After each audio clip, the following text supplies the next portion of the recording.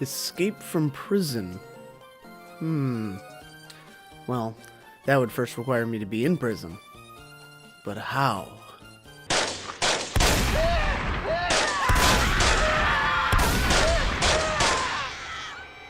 Nah, I think I'd rather just play a game. Prison is such a lovely place.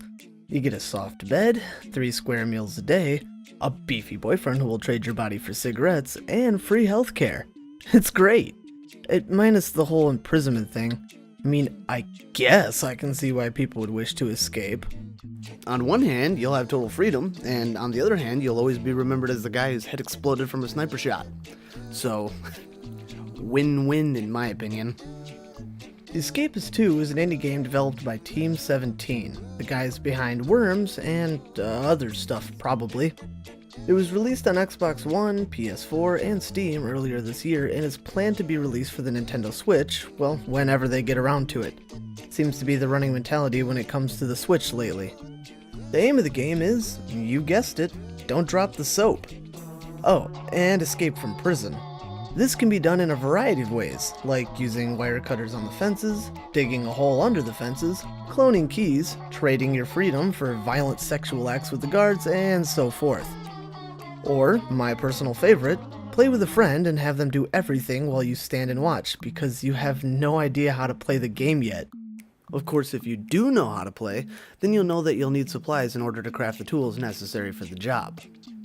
You gain supplies by raiding people's desks, completing jobs for money, and buying them from other inmates, more violent sexual acts, or kicking the shit out of people and looting their unconscious, broken bodies. However, nothing can be that easy, so you have to make sure to maintain a low profile by hiding any suspicious material and following the prison schedule, like attending roll call and watching people get their ass kicked in the cafeteria. Failure to do so could result in losing your precious material or tools and having to painstakingly find it all again. And depending on how you plan to escape, this can be a major setback. The crafting system in the game is pretty simple. All you need to do is gather the materials and you're ready to start crafting the tools you need for your plan.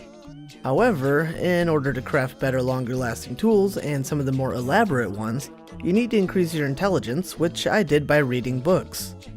Something I'd do in real life, if I knew how to read.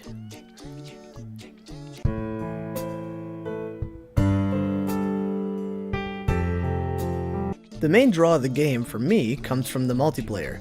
Sure, escaping by yourself is fun and all, but it's way more enjoyable with one or more friends to hatch an escape plan with. There's also a versus mode where you can compete with your friends to see who can escape the fastest. The pixel art style graphics of the game definitely add to its charm for me. Out of all the many different art styles out there that they could have went with, I think this is easily the best for this type of game. Its simplicity allows for more focus on the gameplay mechanics and is still appealing to look at. This is definitely biased since I'm a huge fan of pixel graphics, but I'm also a huge fan of this. So, you know I have good taste. Also, it feels important to mention that this is a sequel to a game I've never played, so I can't fairly compare the two, but from what I understand, this has more prisons and more ways to escape than the first. Also, this one has a 2 in the name, so there's that. So is it fun? Yeah, I'd say so. I really enjoyed playing it, especially with friends. However, there may not be much of a reason to buy it, since eventually, one day, all progress will cease, planets will crumble to dust, stars will burn out, and a ringing dead silence will expand the universe as all life is extinguished. But on the other hand, it's only $19.99. Decisions.